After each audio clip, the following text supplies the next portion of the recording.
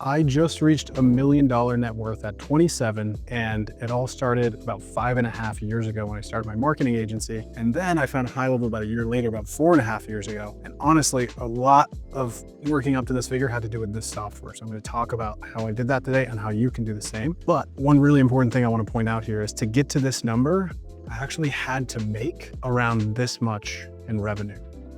So $3.5 million after taxes, expenses, paying my team, buying cameras, all that kind of stuff. You end up with about this much. And I made a lot of mistakes along the way, spent on stuff that I shouldn't have, tried to start other random businesses that didn't work out. And that's part of the reason it took that long. So you might be able to get away with less depending on how much you spend and how much money you waste along the way. However, this is a fairly realistic scenario to spend about 5 to 6 years if you really put your head down to save up to this amount. And to be clear, I was starting from around like $25,000 that I had saved up when I started. So let's pull the GoHighLevel hat off, put it on, and do some learning. All right, so the first way you can use GoHighLevel to get to $1 million net worth is starting an agency, which is what I did. At least that was the first half of it, although not the majority of the profit that I made so far came from the agency. You've got a few different options here. You can start like a Facebook or Google Ads agency and maybe do some follow-up and some automations, attach a call center to that inside of GoHighLevel. You could do some sort of custom build agency where you're building massive automation capability, all sorts of different stuff, maybe for high-level accounts or individual sub-accounts that you're delivering to enterprise level businesses. And I've heard of people charging like $10,000 a month for a single high-level account just because of the value that it brought to the enterprise level SaaS company that they were selling it to. Kind of funny that they sold GoHighLevel to a SaaS company. That was my friend Ryan O'Connor from GoHighLevel that did that. So if you have questions, you could reach out to him. And the third option here is just going straight call center. So you could have a software where you provide the callers as well as a software that allows people to call and manage that entire thing. There's also an add-on to GoHighLevel called Eliza that allows you to aggregate all of the leads into one spot and follow up with all of them that way so that you're getting the best speed to lead possible. But with the advent of AI, especially voice AI, a lot of people are heading this way with their GoHighLevel agency, whether it's bots, voice AI, or what I'm doing with my company Agents AI or AI Launch, same company. We're replacing entire call centers with an AI follow-up system that does calling, it does texting, it does omni-channel follow-up, it provides contextual notes, all that kind of thing. You can demo it if you want to test it out. And we're charging around $2,500 a month plus a $5,000 setup for that. So there's a lot of money that can be made here right now. I expect the competition and kind of what can be delivered for what price to come down over time. But for now, there's a lot of money to be made there. And I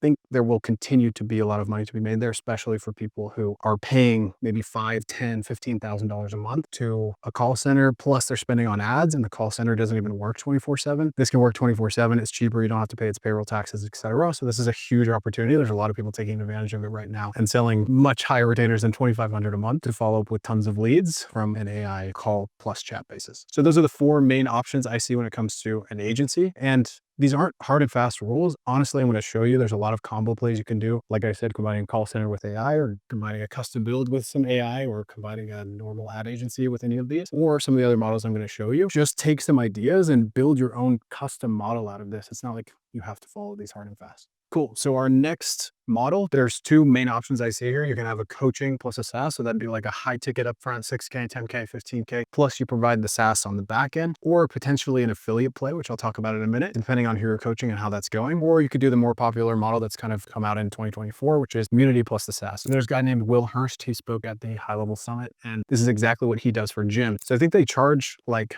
$400 to $800 a month, and you get all the stuff you need to grow your CrossFit style gym. You get the SaaS, you get the coaching, you get the new website, all that kind of thing. And maybe there's a setup fee in there. I can't quite remember his exact model, but he's grown. He didn't say the exact number, but between $5 and $10 million a year just doing this, which is pretty insane when you consider his cost for the SaaS and the fact that, communities are some of the highest margin businesses you can start. That's huge. And he does have a little bit of done for you with it as well. So something to consider. And as well, my friend Max Pearson, who you've definitely seen, he's like top 10 in school games every single month. They have school CRM, so they're just giving high-level accounts for everybody that joins their monthly subscription for the community. What I really like about this model is being able to infuse yourself with cash up front, but also get the MRR. And that's huge, huge, huge, in my opinion. All these people selling massive custom builds or maybe getting $10,000 to $100,000 per client that they bring on board, but not building any recurring revenue, need to have a recurring element, even if it's just slowly building over time, because there's nothing like being able to start the month at 5K, 10K, 20K, and then sell on top of that, know you have a bunch of costs covered and not have to start every month at zero. Sweet. So that brings us to our next model,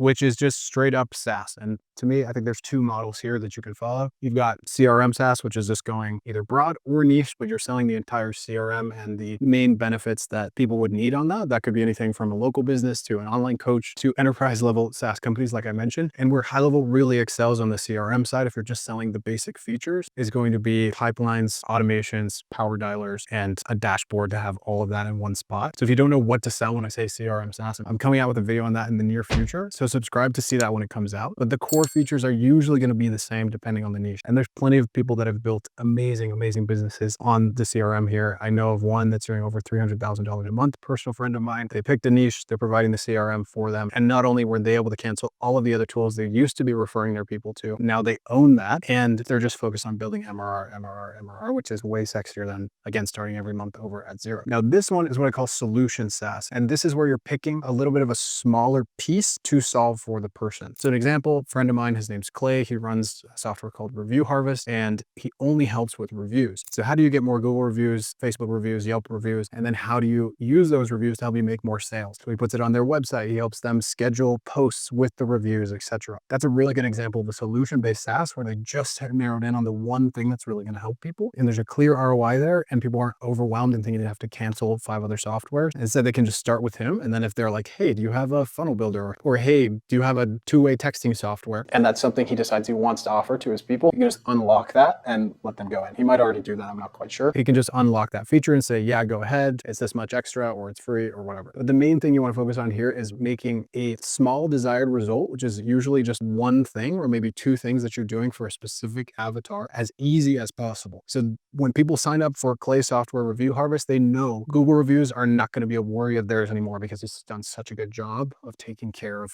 getting that done for them and making it almost effortless. So almost every single niched high-level white label, while they may provide some CRM elements, they're probably more of a solution-based SaaS where they've got a snapshot that they're starting every single account with, and it's fixing the main problems that that niche has or that specific avatar has. So when you go super general like this on features, you're going to have to go super niche on the avatar you're reaching out to, or understand that people are going to have a harder time understanding the value proposition and really lean into, hey, this can do these core things really, really well for you. But if you go unniche, that's going to be tough because everybody's going to be attracted by a little bit of different features. So it may sound like I'm contradicting myself there, saying there's tons of businesses that have done super well with the CRM SaaS, but you should be careful of that because of X, Y, or Z. But really, it just comes down to your marketing being way, way better here because you haven't probably built such a niche solution as you would with the solution-based SaaS. As far as what I'm doing in this realm, I'm leaning into more of the CRM side and marketing to people that already know what HighLevel is. Their brand name is getting out there more and more. And while some end users of certain white labels might not understand that they're using HighLevel, it's just white labeled, there are a lot of people that understand that and are totally fine paying more than the 97 they would pay to HighLevel if they went direct because of the value that's been added on top of the CRM. But let's face it, HighLevel is pretty tough to get started with, and there's a big learning curve. And so what I'm doing is marketing to people who've tried to sign up on their own. It didn't work out, and saying, hey, come back on board. We're going to give you a white glove onboarding. We're going to give you coaching calls with me so that you can strategically understand how to use this and market your business. You can bounce ideas off of other people in the community, and all of that for $97 a month. If you want to check out that offer, the link is on the screen right now and in the description below. All right, next up is going to be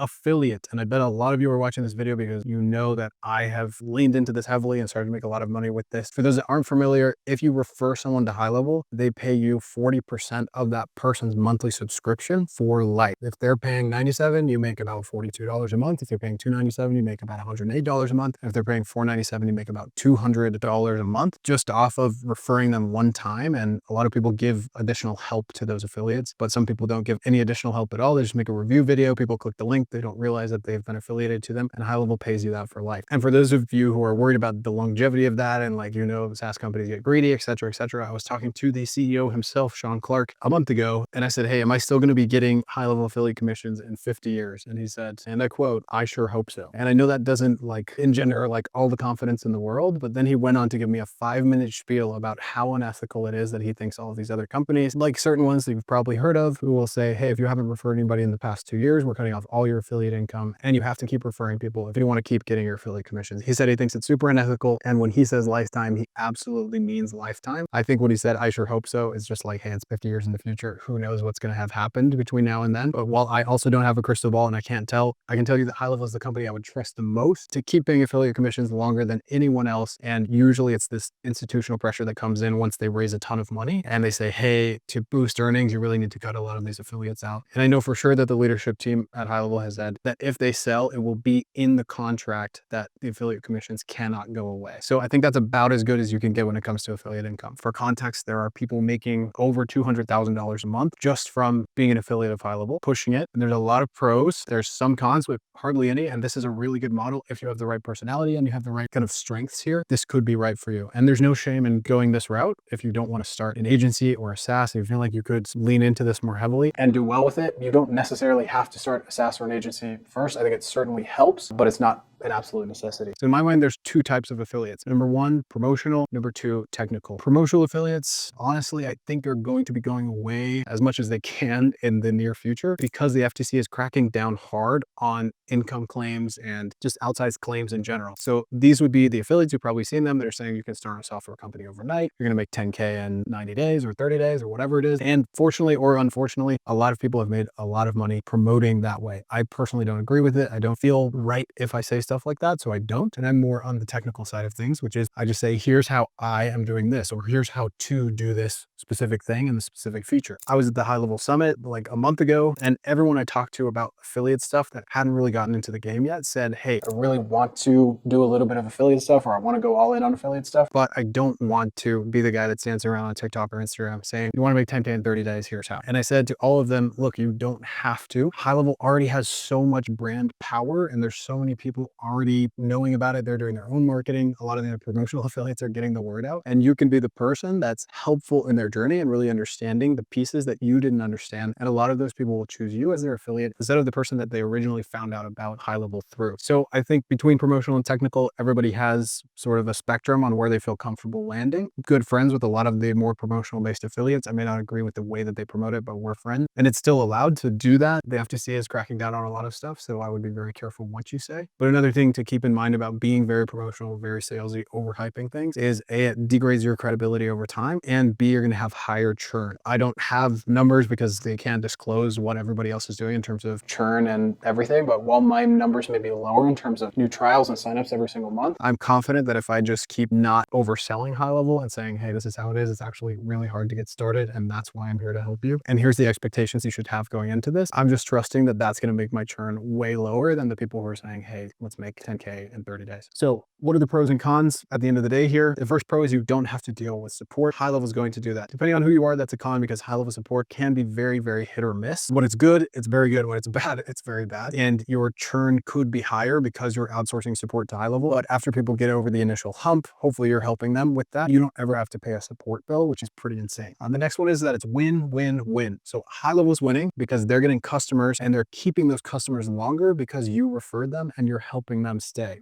Hopefully. The second one is you winning because you're making money just off of promoting a software that's amazing and has this juggernaut influence behind it. And then the last one is the affiliate. They win because they get a ton of extra bonuses and help when they come on board with you instead of just signing up directly. And HighLevel really, really understands this. They lean into the affiliate system hard. They don't have a traditional sales team because they want you to be creative and they want to incentivize you to make buku bucks with the HighLevel affiliate program. And they become this household name without even having to do the promotion themselves. The other pro is there's a lot of adjacent softwares. HighLevel doesn't work out of the box for a lot of industries perfectly. So there's a lot of things that you can add on top of it, whether it's an ad manager like Play or Upex, support companies like Extendly, HO Pro Tools, Growthable, or just like custom dev built on top of it, like something like GHL plugins. When people sign up for HighLevel, they will be in the market for those extra tools. And so you can literally just say, hey, you should sign up using my link. Here's some more bonuses, or maybe just list it in the course that you give people when they sign up. And it feels nice to have a little bit of diversification. While my affiliate income is like 95% HighLevel, I've been building up a solid solid base of like 3, 4, 5K a month that's coming from these other adjacent softwares, which is great. And then my last point here is coattails. You're riding high level coattails. Like they literally are doing something so unprecedented. They're blowing up and you get to ride that wave. They make you look really good because you literally just make a video about them and it gets views because people are searching and they're interested. And you don't really get that benefit when you have your own agency or your own SaaS because you're trying to be the brand name there. Whereas being an affiliate, you get to do that, which is great. The cons here are you're going to have less control over the support, over the onboarding, etc. When you're running your own SaaS or your own agency, you really get to obsess with the customer experience. And speaking from experience, a lot of people probably think I'm not telling the truth because I referred them to HighLevel. They got brought on board. Their onboarding person was brand new. Their support person was brand new. And they were like, this is so confusing. I can't figure out how to use it. And for some reason, they didn't, use the affiliate bonuses and they just churn and they're like, that whole thing is a cult or whatever. This is a con, but I think it's far outweighed by the pros, depending on who you are. And then lastly, it's not a real business. Depends how much this matters to you, if that's really a con. For me, I actually feel a lot more pride and joy over the software, the white label that I'm building, Streamline, over the affiliate stuff, because it just doesn't feel real that I'm just like referring people to this business and then they pay me this massive check every month. Hey, maybe that's exactly your thing, exactly what you want, then this could be a really good fit for you. I'm going to give some more tips on the general, like how to actually make quite a bit of money with this later in the video, but just so you know the general process, it's going to be content to some kind of free courses, bonuses, etc. that they get when they sign up with your link. Some people have 2 courses, like, hey, sign up for my free course, and the free course teaches them how to use it. And then the affiliate link is in that description and maybe in the free content description. And then lastly, you want to retain those people as much as possible. A huge part of this is building community. I know some affiliates that get on calls every single day, small group calls. I'm more of a once a month kind of guy because if I did every single day, I know that people aren't going to show up. And I love having a big group once a month that can really benefit from all of the conversations. And then we do another guest expert once a month as well, talking about things that people need that I'm not as well versed in. So generally, it really is that simple. And once you set up this back end mechanism for getting people to convert and then retaining them, it's just about feeding more and more and more eyeballs into that and getting better and better at making content. And of course, getting better and better at retaining, giving more bonuses, better bonuses, more helpful stuff, etc. All right, progressing. This is the last one, and I'm calling it the ecosystem helper. And it all comes down to this graph right now. I don't know exactly how many high-level users there are. A year ago, it was about 60K, so I'm assuming it's 70K. It could be a lot higher than that, but just to be safe, let's say it's 70K. I think the amount of people that actually know it and know how to use it and are good at it is about 7K. So 10% of the people on the platform actually understand it super well. And that's agencies, not businesses. Businesses that have way, way more than that. There's a lot of money to be made here, teaching people how to use HighLevel, helping them implement it, helping them support it, helping them onboard their customers, etc. And depending on where you are in your career, supporting people that already have huge audiences and are going to start a SaaS, or helping beginners just get up and running for their own business or whatever, is a really amazing way to get pretty much all the benefits that I talked about in the affiliate realm, but charge way more and get faster revenue from it. So some examples of what you could do here: teaching and coaching. Most affiliates already do this, so that would probably just be for an affiliate fee. Build outs. This one's huge. Again, people are paying $500,000 for build outs. Most people are not, but you could easily charge $25,000, $50,000 to the right types of clients to build out a system that's going to make them 5 times that every single month or 10 times that every single month. There's a lot of companies that do this, and I know they do quite well. And honestly, you get one good partnership with them and you say, hey, I'm going to take a piece of the business because I'm doing this build out and I'm going to support you technically for the rest of the lifetime of the business. You could do really well by helping them launch and helping them continue. Next up is development. So a lot of people, like I mentioned, want to build middleware or extra tools on top of HighLevel that they need specific for their industry. So a small example, the videographer that I have here filming, his wife is a tattoo artist. A lot of tattoo artists, when they open their books and they're,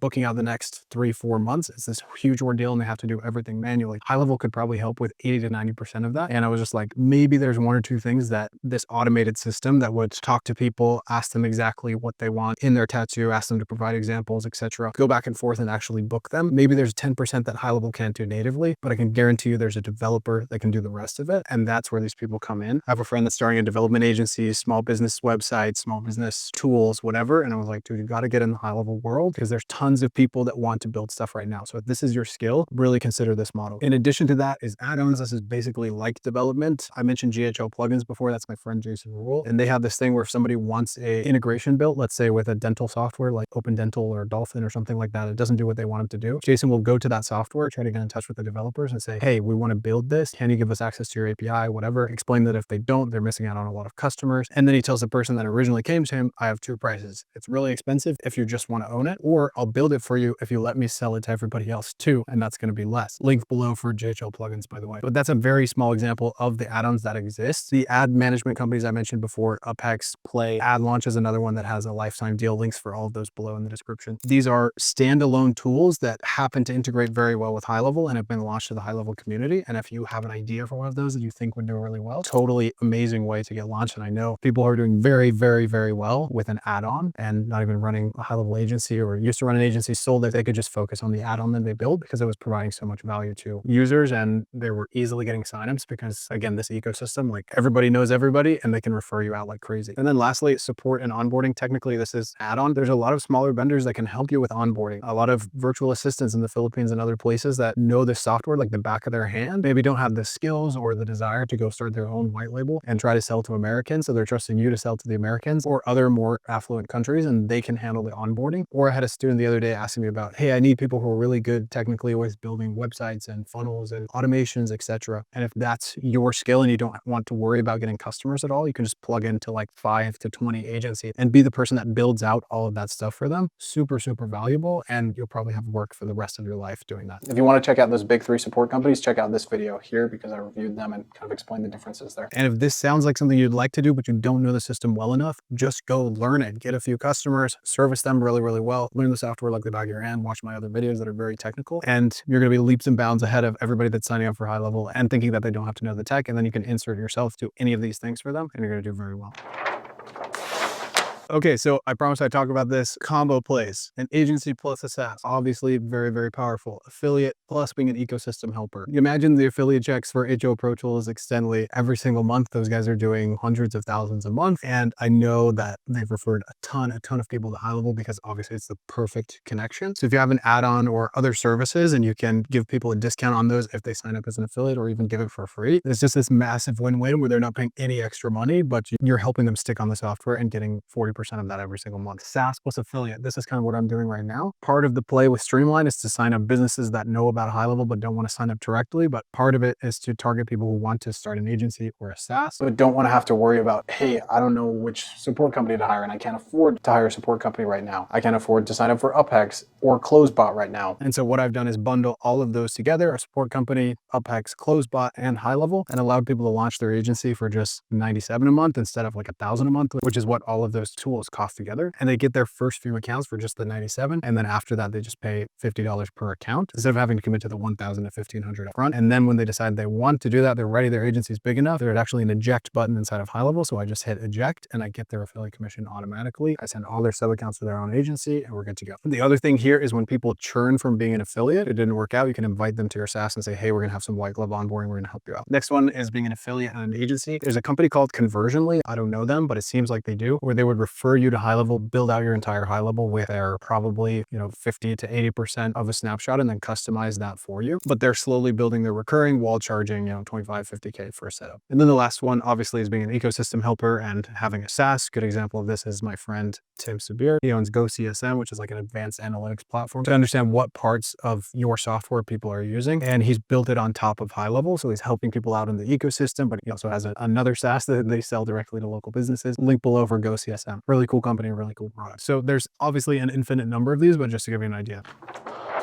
So before we get into how to actually do this, let's talk about the Millionaire Math. How do we actually get to $1 million net worth, and why does it take like $3.5 million to do that? These first 3 options here, to get to $1 million, you can save $100,000 a year for 10 years. This is assuming you're not putting in the stock market, not putting in real estate, etc. I know you probably are doing that, but the reality is over 10 years, it's not actually making that much of a difference. I did the math, and at a 7% growth rate, you're probably still going to have to put in almost $900,000 of your own money over the first, let's say, 9 years to actually get there in 10 years. Option 2, you could save $200,000 a year for 5 years. Option 3, you could save $500,000 a year for 2 years, but obviously your income would have to be quite high. So I've laid out this scenario here that I think is a little bit more realistic, and it's almost exactly how things went for me. So to explain this chart, we've got the year here, then we have the amount that you saved that year. We have your business profit, assuming a 70% margin. For some people that may be higher, for some people that may be lower, but I think it's fairly reasonable for this space. Then we've got the revenue required to get that profit, and then we have the monthly revenue generally that would have to happen that year. So in year one to save $25,000, we need to make 170 and net 120. That's assuming you pay tax and live on the rest. And that's about $14,000 a month. Year two, let's say we save $50,000. That means the business did 250K and we netted 175, again, taxes and living on the rest. And that's about 21K a month. Year three, we saved 75K, meaning we did about $340,000 in revenue and netted 240. That's 29K a month. I bet you're saying, Keaton, why are you, making our income go up faster? I think this is really reasonable for your first 3 years. It's a massive learning curve, especially if you don't know marketing already. If you have some sort of audience or previous experience or network, this could definitely go faster, but I think that's very reasonable for the first 3 years. And while my revenue was higher in these, like year two and year three were much higher, my costs went way up because I hired too many people and I wasn't charging enough, etc. in my agency, but my income as far as like profit did look something like that. All right, that brings us to year four. Let's assume there's a massive hockey stick here. We're able to save 350K, which means we do 1.14 million in revenue and profit $800,000, which is $95,000 a month on average. And then year five, we save our final 500,000 by making $1.71 million, netting $1.2 million, and then paying taxes and living on the rest of it. And this is assuming you don't live like a pauper, like you're not just eating ramen every day of the week, which I did not do. I've lived a fairly decent life and been able to do this. So it's definitely not necessary to like live in your mom's basement this entire time. And if you add all of this up, it comes out to like 3.6 million. For me, it took about 3.5. So that's what we're saying needs to get made. And that's probably the trajectory your business is going to look like, especially if you apply what I'm about to tell you, which is the biggest word of today, the most important word. Leverage. If you do not have leverage, you will never up your income in that way. If we need that hockey stick, we have to have 1, 2, or 3 of these things, which is media, code, or people. And this comes from Naval Ravikant, billionaire investor, really smart guy. He says the 3 forms of leverage: media, code, and people. Archimedes said, if you give me a lever long enough, I'll be able to lift the earth. So basically, you barely push down on a lever and you can move something as big as the earth. That's what leverage gives you. Your minimal input gives maximum output. When we put in a little bit of effort and get a massive outcome, that's an asymmetric relationship. So let's talk about each of these in turn. The one I know the best is media. If you're non-technical like me and you like my videos and you're kind of like me, you'll probably like media the most. If you're very technical or you're very people-oriented, you might like these better. So let's take a look at code and media first and see how they can help us specifically when it comes to getting new customers.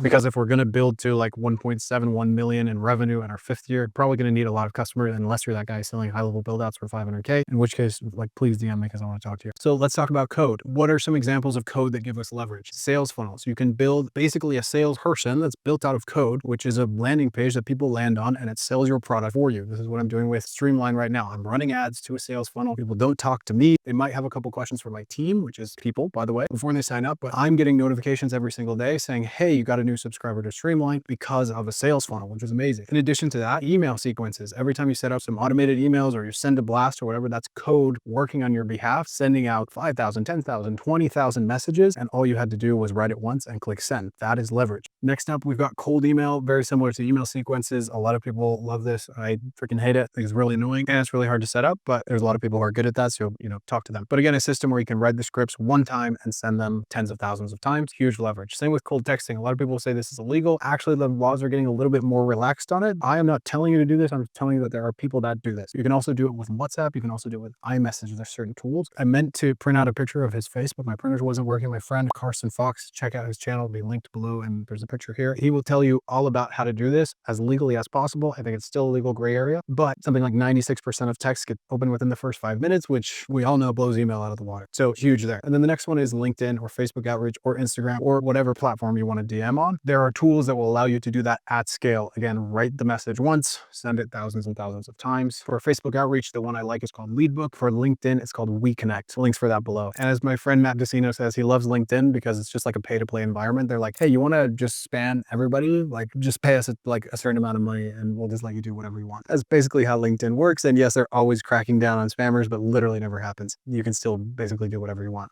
I told him you should write a comedy bit on that because it's actually really funny. So those are examples of how you can use code. It's not a comprehensive list, but that's literally amazing. For probably less than $200 a month, you can build an insanely effective outreach system that only requires you to check on it maybe 1 to 2 hours a day to manage responses and can book you calls 24/7. That's unheard of leverage for beginners. All right, next up we have people. Ignore my scribbles here. You could hire cold callers. My friend Matt Coffey hired cold callers that were in prison and he paid him $25 an hour to book appointments for him. So stop making excuses and go hire people from prison. If you don't know where to find cold callers. Door knockers. Obviously not super common in the agency space, but very common in pest control, alarms, all that type of thing. I'd love to see someone build an agency by hiring door knockers and just hiring them to go out all over to businesses and say, hey, sign up for this. That gives you leverage because you're not doing it yourself. And if you build a repeatable system for that, roofing companies, alarm companies, pest control companies, all those types of businesses have built massive leverage, massive brands, huge businesses just off of this. Another example is remote closers. At my company, AI Launch, I have one of these, a friend of mine from high school, and he crushes. He used to work for Podium, so selling a very similar product to a very similar avatar. Instead of having to feel like a corporate slave and deal with all of the like bureaucratic BS there, he gets to take sales calls from the comfort of his own home and make a really good commission on that. And there's a whole industry, like if you want to just quit this whole thing and become a remote closer, there's people making a lot of money doing that and not having to worry about marketing, payroll, operations, all the complicated things that come with starting a business or running a business. And then last one here, I said commenters and / outreach specialists. If you need messages that are a little bit more tailored, depending on what you're selling, you could hire somebody to search for the businesses that you need to reach out to, actually type the message up and manage that whole thing kind of like a cold caller, but instead of cold messenger. And then a commenter, I'll only put this in, not because I'm encouraging you to hire people to comment on your behalf, because I think it's disingenuous, but inside of the high-level Facebook group, there are hundreds of questions getting asked every single day, technical, strategy-based, and other stuff as well. And if you comment on those, there's actually massive leverage in that group, even if it's you, not someone you hire, just providing value there. And then a ton of people are going to reach out to you and say, hey, can you help me with X, Y, or Z? I think this one's sort of a combo between the two. And really what I should have written on code here is groups / communities, because that's how I got my like 2nd through 5th or 6th agency client, was by posting in orthodontic Facebook groups about the success I was having with my first client and then second client, etc., and the tips that I had. And then I had people reaching out to me, and niche groups online, whether it's Reddit, Facebook groups, I mean, LinkedIn and X now have groups, and YouTube's coming out with them, school groups, whatever it is, there's people in there that need help. And if you comment on their posts or you make your own posts sort of subtly showing how good you are, what you do, this is one of the most amazing free ways to get your business out there. And could you hire someone to do it? Yes, but they'll probably botch it. But if you could figure it out, then that could work for you. All right, next up, we have media. This is my favorite space to play in. The big differentiator on media is between this big red line, which is paid, and organic. Paid meaning you have to pay for it, organic meaning it's free. And I don't care what model you're following. I don't care if you're a coach. I don't care if you're a SaaS, an agency, an ecosystem helper, or an affiliate. You need to understand both paid and organic media, because when you combine them with code and people, the amount of leverage you can get for a tiny input, what you've spent time building an audience, I'm absolutely shocked how much a 40,000 person YouTube channel, which is what I have right now, can make every single month just off of being consistent for like 3 years on YouTube. And then you combine that with paid, you combine that with email and everything else, it just becomes like game over. So let's talk about each of these examples of people who have used them well. So let's start with paid search. Very big, obviously, like Google kills multi-billion-dollar projects every year because of how much money is spent on Google ads. There's just so much money spent there that it's not even worth it to keep $1 billion project. Don't quote me on that, but it might be multi-million-dollar projects, but you get the idea. Obviously, being Microsoft ads, I think that's what that is, but Google has like 95% of the market share there. How would you use this? If you're a niche agency, obviously you want to show up at the top of Google for your niche agency thing, so just buy Google ads for that. If you're an affiliate, you could run Google ads to a web page that says HighLevel versus System or HighLevel versus Kajabi, whatever software you want to compare it to. You could also do that organically with normal blogs, but for people searching that in and you've actually made a resource that can 100% help them with that, that's huge. They're going to click on it and hopefully they use your link. If you're a SaaS competing on Google ads for just like a general local business type SaaS, is probably going to be hella competitive unless you figure out some keywords that are very niche and don't cost you like $50 to $100 a click, because you're competing with massive companies like HubSpot, etc. You could do that. If you're more niche down, you're still going to be competing with a lot of other people. So that totally could work for SaaS. I'm not saying it doesn't, but it's probably going to be quite expensive unless you get some really cheap keywords there. But hopefully you get the idea here. The really, really big benefit of search-based paid media is the intent. If somebody's searching for the keyword best CRM for local businesses, best CRM for chiropractors, whatever, you know for a fact that they're in the buying stage. Whereas with disruptive media, which we're going to talk about next, you're reaching probably 97% of people that aren't in that stage and 3% of people that are ready to buy. So let's move on to disruptive. Here we've got Facebook and Instagram ads, YouTube ads, Reddit, Pinterest ads, Spotify radio ads, billboards, and I should add here direct mail. My friends at Mailbox Power would be disappointed in me if I didn't put that in. You can watch this video to learn about Mailbox Power. They're very cool. But basically, this is just paying to get in front of your target market, and it's an amazing, amazing way to build a brand. So when I was running my agency, which was in the orthodontic niche, we did a lot of Facebook and Instagram ads. And when I say a lot, I spent only like $400 a month, and that reached almost every single orthodontist multiple times, every single month, and the people that worked for them. How do I know? I got on a sales call one day with one of the top top orthodontist in like LA. And he was like, I see your face every single day on my Facebook feed. And I was like, all right, it's doing its job. And all I have to do is spend $400. So if you have a really niche audience like that, just turn on $400 a month. It's probably a little bit more expensive now. Literally don't look at the ROI, because the ROI is in them seeing your face all the time. Yes, you should swap the creative out, etc. But just the branding that this can provide is so, so powerful. There's a lot of people that prefer YouTube over Facebook and Instagram. There's studies that show that it's a lot cheaper, especially in the online niches. But in my opinion, there's really good reason why Facebook and Instagram make so much money from local lead gen agencies for chiropractors, dentists, car repair shops, etc. All of those just stock standard local businesses can do really, really well on Facebook and Instagram. And the targeting capabilities are pretty insane. Same with online businesses like agencies, SaaS companies, etc. And the benefit here is if you are very good at creative, you don't have to stand out against every single other company that's bidding on the same keyword for you in Google. You can disrupt with something funny, with talking about what people actually want, or just having like scroll stopping ads in general. And you can get very, very far running ads on any of these platforms that way. But really, it all comes down to your creative. I saw a quote the other day from my friend Jeff Miller that says, bad creative blames bad targeting. I literally keep my targeting wide open. I don't target specific business owners. I don't try to tell Facebook where to go.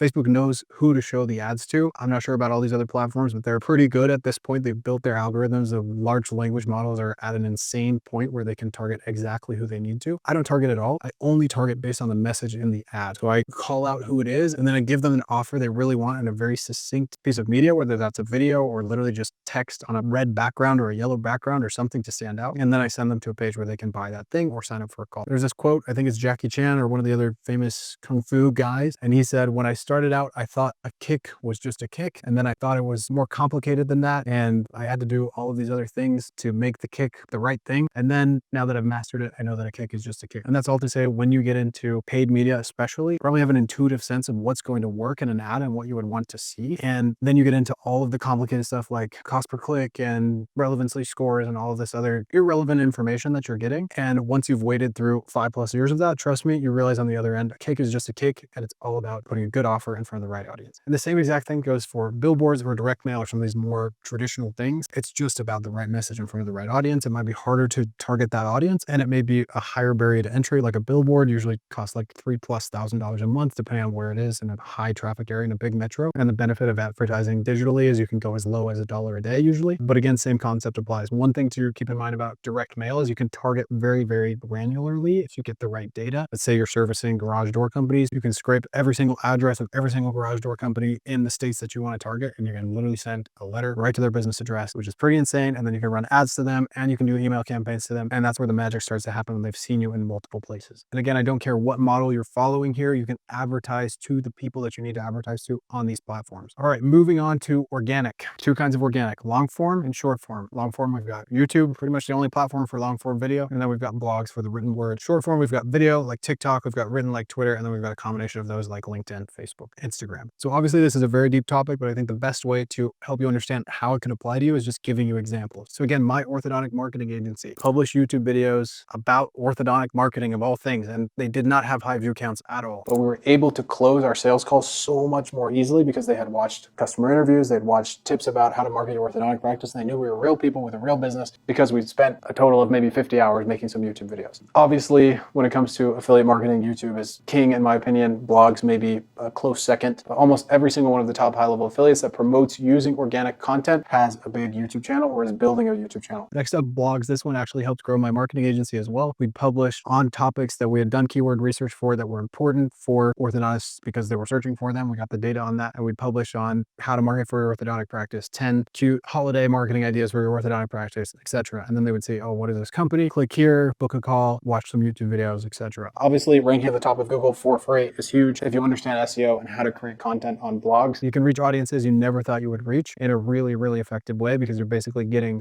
paid search traffic for free. And especially business owners that are a little more savvy and will scroll past the paid results. If you can rank there, speaking from experience, one of the best things possible. And these are not isolated for me, by the way. I have multiple friends who have built YouTube channels for their agencies and done very well and have ranked on Google or blogs in their niche and have done well and closed clients from that. The big benefit of long form is that you get a lot more depth with your viewer. They trust you a lot more than short form. 1 million followers on TikTok is not anywhere close to 1 million followers on YouTube. That is just a completely different set of people, first of all, but also depth of relationship and desire to buy from you. Doesn't mean you can't build a massive business off of short form content, just means it's a little bit harder, in my opinion, to sell people when they don't have as much depth from your content and they literally just scroll reels or scroll TikTok at night for like 10, 20 minutes and they're not in the buying mood. They're just in the laughing mood. At least that's the way I typically consume it. That said, if you're servicing the high level community specifically, being an affiliate, ecosystem helper, or a coach or something like that, getting your name out there and kind of advertising the long form with the short form is very, very effective. And obviously we have loads and loads of examples who have done that through video, and a lot of people have done it through written content on X and other platforms. You can also promote your SaaS or agency using short form video. And one thing I will say here is don't just like go straight into the pitch. Show how the thing actually helps the person who's watching it. That's what short form is all about. People want to pay off within 5 to 60 seconds, and getting them to watch 60 seconds is actually insanely hard. So figure out how to give that to them and hook them really well. The same thing goes for long form. Like the most important thing is the hook. And with long form, you have like thumbnails and titles as well, which adds a little bit more to the process. With short form, it's usually just the first 1 to 2 seconds of the video if people are going to decide whether to watch it. But the biggest piece of advice I heard recently from someone that has like 1 million followers on Instagram, completely unrelated niche, that does healthy e-commerce products like protein powders and things like that. And she said whenever anybody comes to her for social media advice, she usually looks at their page, and their page isn't so valuable that someone would just say, yes, I have to hit follow because I have to see what else this person is going to put out that's as helpful as this first piece of content that I saw. So again, it's about being useful outside of your products, and then people subscribe, follow for that usefulness. And then eventually they ask the question, what is this person selling? Unless it's an e-commerce product, which is a little bit different, but we're not talking about that today. Okay. And that's how to grow with media, both paid and organic. All right. Lastly, if you're going to make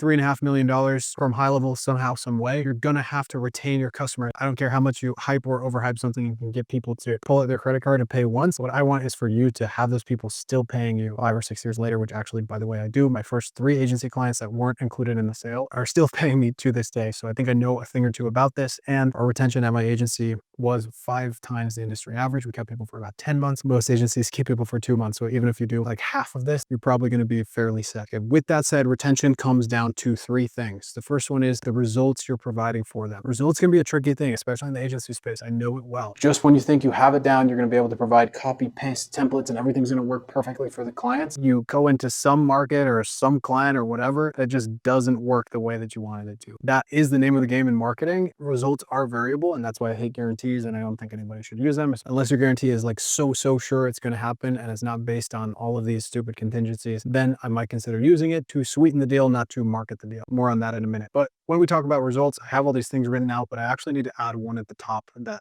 is the most important, and that is client selection. If you are selling, let's say, a $1,000 a month service to somebody who only makes $5,000 a month from their business, you are taking 1/5 of their income more after taxes, and they're going to be stressed out of their mind trying to get an ROI from that. So when I say client selection, I mean it's a lot easier to help people who are already doing well do better. It's a lot easier to sell them, service them, deal with them than it is to save people that are not doing well and try to turn their business around. If their business isn't doing well, there's probably a reason. They used to feel bad about that. I don't anymore. These people have like really ingrained behavior patterns that have gotten them to where they are, and they're going to need to unlearn that before they can succeed. And likely you're not going to be the person to save them. So don't feel bad about that. Just go serve the people who are doing well or on their way up or already have good mindsets and help them do better. That is huge, huge, huge. And pretty much nothing else matters here. You can do all of this other stuff and you'll still have terrible retention if you're bringing on terrible clients in the first place. That said, if you're bringing on awesome clients, this is how to keep them longer from a results perspective. First of all, onboarding. When people come on board, you need to have a list of like 5 things that need to be completed in order for them to launch. And some of those are going to be technical and just like necessary must-dos, but some of them should be your own secret sauce in the onboarding that helps you collect a piece of key data or information or whatever that helps you get them better results. This process should also be as seamless and as amazing as possible so that people come on board being like, hey, I bought, and then the experience was exactly as I was sold it. During that process, it's also really important to get buy-in from the customer. If they're like, oh yeah, I'm hiring a marketing company or I'm hiring this software, people don't say hiring a software, but about. I'm buying the software. It's going to do everything for me. That's not the case. And they need to understand that this is a partnership. So getting that buy-in through the sales process and through the onboarding process is crucial. And that's where your prices come in as well. Sometimes it's not about the value you're providing. It's about making it hurt so the client actually buys in and wants it to work. And once you get them to buy in, then they will start to collaborate with you, which is huge. So I had clients that I saved in my marketing agency because they were willing to collaborate and say, hey, you said this in the ad. People in Austin, Texas don't care about that as much as apparently your other clients, or we're in Nashville or Salt Lake City or whatever. And then we worked together to customize the ads for their market because they understood their market much better than I did. And being willing to collaborate with them, but also having the clients willing to collaborate with you was huge to save them if for some reason your stock standard, whatever you give to clients at the beginning, isn't working the way that you want it to. And that goes for SaaS too, by the way, even though it's, it's supposed to be more hands-off, etc. When you're bringing people on board, you should be asking, hey, what's the most important feature that you need implemented today so that you can start making money? And this is an ROI positive relationship. All right, next up, 5-inch putt. This means you get everything ready for your clients. All they have to do is this easy 5-inch putt to finish whatever the onboarding is or the collaboration is or whatever. The easier you make their life, likely the longer they are going to stay. Balancing that with, hey, sometimes they need some buy-in, sometimes they need some collaboration. In the areas where it doesn't matter for them to buy in or collaborate, make it a 5-inch putt. And the next step I have this written, which is actually, I'm just laughing because this is my life. Cheap buying courses. Never stop learning about marketing because that's how you get better and better results. And I thought I knew everything. Is when my results started to go down in my agencies, things started to stagnate, etc. It's those two things. It keeps you accountable and it exposes you to important new information. Also, it usually puts you in a really good environment where, hey, if the temperature is 100 degrees in a room and you're sitting at 90, you're going to raise up to 100 because all these other people around you are more successful. So when you're looking at yourself doing 50K a month and everyone's doing 100, you're probably going to up your game just because you're around those people. And you're going to pick up some really important stuff to help your clients get better results there. That's why that matters, not because of you. And then lastly, I've put here zoom out. When I sold my agency, I was finally able to take my nose away from the grindstone and actually get this like panoramic view of what had been happening for the past 4 years. And some of the biggest connections that I have drawn and understandings and like leaps in knowledge about marketing and how to get results for clients came from that zoom out. And if I could go back to myself when I was in the middle of running the agency, I would just shake myself and say, hey, you need to be looking at the big picture of the data, of how your team's doing, of how you're bringing on clients, of who these clients are, way more than you need to be in the nitty gritty of everything. And yes, there's a time and a season for everything. But if you can zoom out and look at all those connections, you're going to make leaps in the results that you're able to provide for your clients because you're aggregating data and looking at trends instead of being right in the middle of everything every day and reacting instead of being proactive about the way you're providing results. All right, so there's a lot of people who say, yeah, if I improve results, like I don't need to do anything else, people are going to stay. Absolutely not the case. There's a study they did with financial advisors, and the number one thing that people said kept them with their financial advisor was not improving results. In fact, that was number 5. The number one thing was, I feel understood by this person. And that's where customer service comes in. And here I'm actually going to start with this bullet point. These are actual words used to describe my team at my marketing agency from the 5-star reviews that got on Google. Responsive, professional, accessible, organized, passionate, lovely. And the other one that kept coming up that's too long to write out was wonderful to work with. This is what you want your customer service team to be described as. And a lot of that comes down to this very first one, which is availability. I was talking to the head of support at GoHighLevel. Imagine like the hardest job in the world and then times it by 10. That is the head of support at GoHighLevel. The most complicated software in the world, built by developers, not by product people. And sometimes things don't intuitively make sense. He got his first rep under him that was just a friend of his. And he was getting on these support calls and he had like the best customer satisfaction ratings ever. And this is when GoHighLevel was like brand new, right? And Ian, the head of support, said he talked to this guy and this guy really doesn't know much about GoHighLevel at this point. And he said, I literally just get on the call and I just let the person talk and I let them go through everything that they're going through and how frustrating it is and all of that. And I just say like, man, that must be really frustrating. And then I say like, let's walk through it. Like, show me what's wrong. And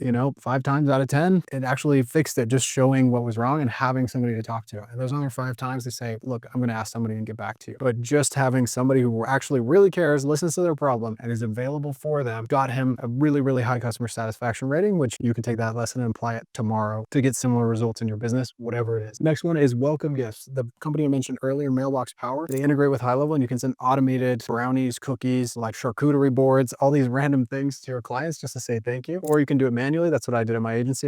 We bought crumble cookies and would send it to their business address like 1 or 2 days after they signed the contract and paid. And this is a great way to increase goodwill. You can also do this for anniversaries, like, hey, thanks for being with us for 6 months, for being with us for a year, whatever. Almost all of the really big agencies I know do this, and you should definitely consider it as well. Next one is having self-serve tools for every person that wants to get on a phone call and have somebody listen to their feelings and etc. Like I just talked about. There's somebody who's like, I don't want to talk to anyone. I literally just want to go go read an article and I want the article to be actually good and fix my problem. And that's why having really good self-serve tools is amazing, because it's less strain on your support staff, or you if you are the support staff, and people can fix their problems faster without having to wait for a human to come on board. If you sign up for Extendly, Growthable, or HO Pro Tools, links below, they all have a knowledge base that's constantly updated to be accurate to what HighLevel's features actually provide, which is an amazing self-serve tool. On top of that, you should probably have onboarding videos that are flawless. There's a company called the GHL University. I've mentioned them in a few other videos. You can get 50% off using my link below, and they have a full onboarding course for people after they come on board with your software. Whatever version of this you're following, you need that type of onboarding experience, so that if, heaven forbid, someone has to wait a week or a few days to get on an onboarding call, they can serve themselves for the most important things. And when it comes to self-serve tools as well, don't be afraid of making your own. We live in this high-level world where everybody's white labeling, gray labeling, and black labeling everything, and nobody wants to make their own shit. And you should make your own shit sometimes. So make your own demo video, make some good onboarding videos that actually solve people's problems and get to the nitty-gritty. That's a lot of the reason why people like the videos on my channel talking about HighLevel, is because I go into the understanding of the product that hardly anybody else talks about. And so when someone leaves the video, they end being like, wow, I actually understand what to do and why it matters, not just, okay, this person told me to click, click, click, and I still don't have my problem solved. So if you can create that with your self-serve tools, that will be amazing. The last point here is to be time aware. I don't care how fast someone gets back to me if they get back to me with nothing, like nothing helpful. This happens a lot with support in software, where I'll be like, hey, here's my question. They'll respond back to me within 2 minutes and it's completely useless. So something I picked up from Hormozy on this is having SMEs, which is a subject matter expert. And at gym launch, they had all these SMEs that were like paid ad SME or operations SME or sales SME, right? They were trying to get their time to respond to the customer down. And while people were getting really fast response times, they ran a survey and they found out that they'd rather wait for a SME to respond to them that actually knows what they're talking about, instead of having a conversation with a virtual assistant that like is just going to say, I'm going to escalate this anyway. And if your customers are like me, they hate that initial conversation and doing the dance of like 10-15 minutes of like, look, I know you're not going to be able to answer this, just escalate it. And if you can just do that right away, people are going to love you. And that brings me to the last pillar of retention, which is expectations. Even if you're doing everything else right here, this will single-handedly kill your business. You're setting your expectations way too high. Churn goes up when you make really big promises. Churn goes down when you make small promises and you keep them and you're consistent with that. And really, when I say expectations, this is referring to the sales process and your marketing, because people don't get their expectations out of thin air. Usually when they're starting a conversation with your company, they refer to the things that they were told in the sales process. And the first 2 points I have here, I just think can't be overstated. First of all, tell the forking truth. And number 2, have real data. So what do I mean by that? If you're on a sales call with somebody and you're cherry picking your very best case studies, you're cherry picking the person who you didn't actually have that much to do with their success. They were going to be successful anyway. You just happened to be the partner that they brought on at the right time and they made you look great. You're cherry picking those case studies, showing them to people and saying, this is what you're going to get, instead of using the actual real median data of what results your clients are able to achieve with your software or agency or whatever else. A, I think it's super misleading, and B, your churn is going to go up because people are going to have these sky high expectations when they're coming into it with very different initial conditions than those very, very successful clients. So a couple examples of how I did this in my businesses. In the marketing agency, I was able to take the data that we collected from spending $250,000 on Facebook ads over a year in like, I think it was 40 or 50 niche markets for orthodontics, and say, hey, this is the average result from these $250,000 of ad spend. And it turns out that the average result is actually only 1 or 2 out of 10 leads turns into a customer. Imagine how different the sales conversation goes when somebody comes on board and you're like, you're not saying, oh yeah, we're going to send you 70 to 100 new patient opportunities every single month. Like, nobody cares what a new patient opportunity is. Only people who are brand new and haven't seen the bullshit before think that's awesome. What the sophisticated buyers that you want to be working with want to hear is like, hey, we're probably going to generate like 70 to 100 leads every month, depending on how much we spend on ads and how expensive your market is. But of those, depending on your sales process, the market, there's a lot of other things out of our control. On average, our clients only convert 1 to 2 out of every 10 leads. So if we generate 70 leads for you, we're going to have 7 to 14 new patients for you in a given month. And if for some reason it's super expensive and your leads are, $50 to $100 instead of $25 to $50, we're probably going to generate even less than that. Is that okay with you? You cut through all the noise, you cut through all the bullshit just by saying, hey, we took took the time to collect real data, and I'm not going to sit here on this call and just like spew nonsense at you for an hour. Instead, I'm going to get to the point and tell you the truth. And when you go middle of the road like that for expectations, you can also tell people, look, like half of our clients fall beneath this. You may well be the person that falls beneath that median result. And if that is you, there are things you can do to improve that. We've got some like Google review campaigns we can start doing for you. We can do some other things to help hopefully improve your reputation in the local area. And we're going to start taking those steps towards getting you to that median number or hopefully higher than that. So you're planting seeds, hint, hint, for some buy-in, some collaboration after the invoice is actually paid. And I'm going to tell you one more quick story about this that I think is actually super poignant. I had one of my very good friends from high school. His dad was an orthodontist. He reached out and he said, hey, we're wanting to run some ads and we wanted to talk to you about it. And this is a relationship I do not want to botch. I'm not willing to say anything that may be hyperbole. And I was very new at this point, but I knew deep down that I did not want to say anything that wasn't true to this man. So we got on the call. I really didn't have a full understanding of how marketing worked or why it would work or didn't work. I'd been doing it for about a year at this point. And I just looked at him point blank and I said, look, sometimes it works really well. Sometimes it doesn't work at all. I'm willing to test it out with you. I want you to be successful. This is how much it costs. I'm going to do everything I can to make it successful, but I can tell you right now, I've had clients that it hasn't worked for. Are you willing to try that? And if you don't have all the data, you don't have all the fancy numbers, that type of approach can be very, very effective. I kept that client for almost 2 years. And I think a big part of it was that conversation where I didn't hype anything up and I just said, look, this is the reality of the situation. Do you want to try? Obviously, most of those examples are in the agency realm. If you're doing one of the other models we talked about, I promise this applies in every single client to client relationship. And then this last bullet point I have is under promise and over deliver. And I have them in quotation marks for a very important reason. Agencies in particular, people using HighLevel, custom build people, when they hear the word over deliver, they think they have to sacrifice at their own expense to deliver something that's like 1, 2, 3 times as good as what they promised the client. That's not what I'm talking about here. My friend Mike Schmidt talked about this in a podcast we did together. And he said it's equivalent of a painter coming to you and saying, I'm going to repaint your entire house. We're going to do 2 coats of paint. And then he comes through and you see him and he's doing a 3rd coat. He's doing a 4th coat. And then he does a 5th coat. And you're like, wait, this is overkill. Like, you told me you were going to do 2 coats. Why not just do 2 coats? At the end of the day, your clients aren't expecting you to do this massive thing. They're probably not going to stay that much longer if you keep doing all this extra stuff that doesn't actually contribute to the initial expectation that they had. So when I say over deliver, I mean delight them in ways they weren't expecting, but don't do it at your own expense and the expense of the profitability of your company. And when I say under promise, I mean just literally tell the truth. Like, you don't have to say, oh, I think we're going to only be able to do this and fudge your numbers and bring them down so you look way better when the numbers are way better than that. Just tell the truth and don't claim that you're going to be able to get that very, very top level of results when you probably won't be able to. And it's just a few select clients that are able to do that well. And I promise if you do all of this, your retention is going to go through the roof. Your business is going to be a lot more fun to run because you're not going to be constantly churning clients. And hopefully